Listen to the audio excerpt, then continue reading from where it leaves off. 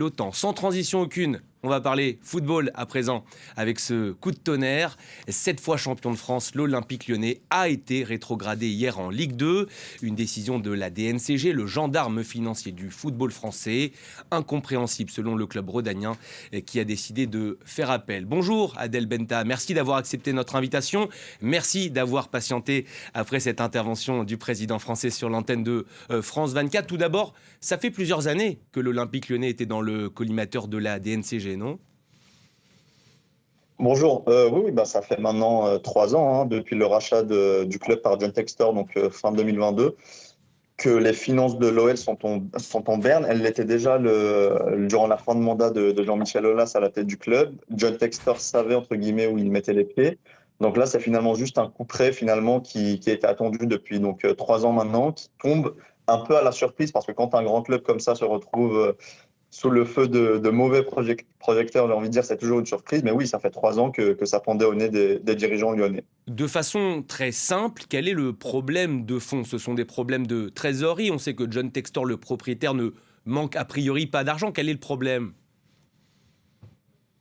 Alors c'est simple, c'est que l'Olympique lyonnais a une dette de 775 millions d'euros.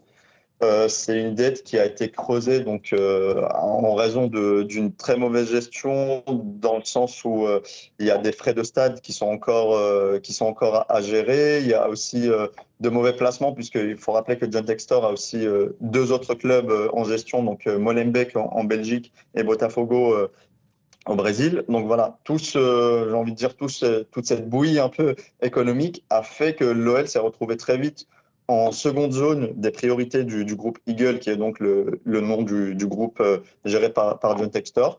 Et donc voilà, c'est aujourd'hui l'un des plus grands clubs français probablement du 21e siècle, en tout cas, qui se retrouve dans un marasme économique dont il sera difficile de se dépêtrer. En 7 jours, ça risque vraiment d'être très compliqué. Oui, on attend désormais l'appel. Comment ça va se passer ? Quel est le calendrier désormais ? L'OL, le verdict de la DNCG, enfin le premier verdict de la DNCG a été émis hier. Donc l'OL dispose maintenant de 7 jours pour faire appel et offrir de nouvelles garanties auprès de la DNCG, pardon, qui est donc le gendarme financier du football français. Les dirigeants lyonnais pensaient que ça allait passer dès le premier passage devant la DNCG, puisqu'il faut rappeler que John Textor, qui est aussi actionnaire minoritaire d'un club londonien, Crystal Palace, à 45% des parts de ce club, les a vendus pour 200 millions d'euros. Il a aussi vendu son meilleur joueur, Ryan Cherki, pour Manchester City à hauteur de 42 millions d'euros. Donc il pensait qu'avec cette accumulation de gains, ça allait suffire. Malheureusement, ça ne passe pas. On dit aussi que les frais générés par la vente de ce club et la vente de Ryan Cherki ne seraient pas arrivés à temps au moment de passer devant la DNCG. Donc on espère que d'ici la semaine qui arrive, l'OL aura soit reçu la totalité de ces sommes, soit trouvé de nouveaux leviers. Mais honnêtement, c'est très compliqué en termes de délai. Du coup, on va essayer de regarder dans notre boule de cristal. On a des chances de voir l'Olympique Lyonnais en Ligue 1 l'année prochaine. Rassurer les supporters. Finalement, le seul moyen de rassurer les supporters de Lyon, c'est de se dire que derrière le groupe Eagle, donc derrière John Textor, il y a un énorme fonds d'investissement américain qui s'appelle Ares. C'est probablement le plus grand fonds d'investissement au monde, si on caricature un peu. Et ce fonds-là a participé au rachat de l'Olympique lyonnais il y a 3 ans à hauteur de 850 millions.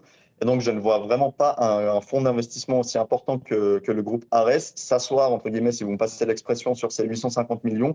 Donc, l'espoir pour Lyon, ça serait que le groupe Ares mette encore de l'argent dans le groupe Eagle et permette à Lyon de passer la DNCG et donc de rester en Ligue 1 pour les prochaines saisons. Mais pour combien de temps encore, ça, c'est une autre question.